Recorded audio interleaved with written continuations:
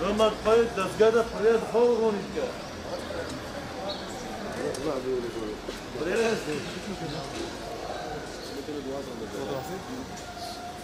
Anröz denenceden cezayız kanka.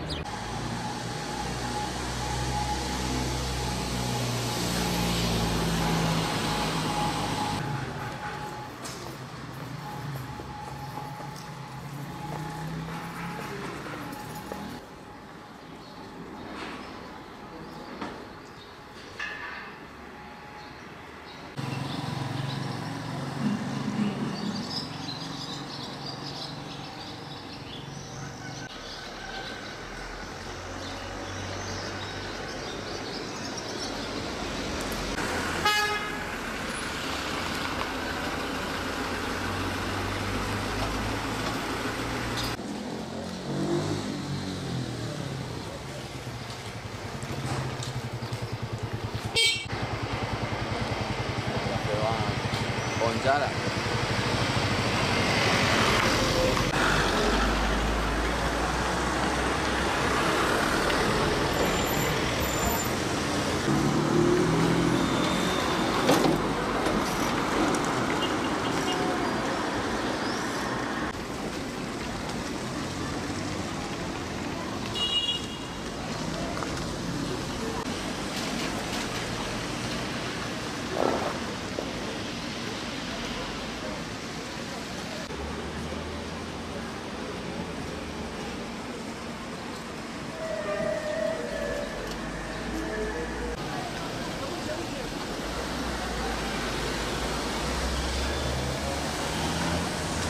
Peygamber Sevdaları Vakfı olarak her sene düzenlediğimiz Mevlid-i Nebi etkinliğimiz bu sene de Nisan ayı itibariyle başlamıştır.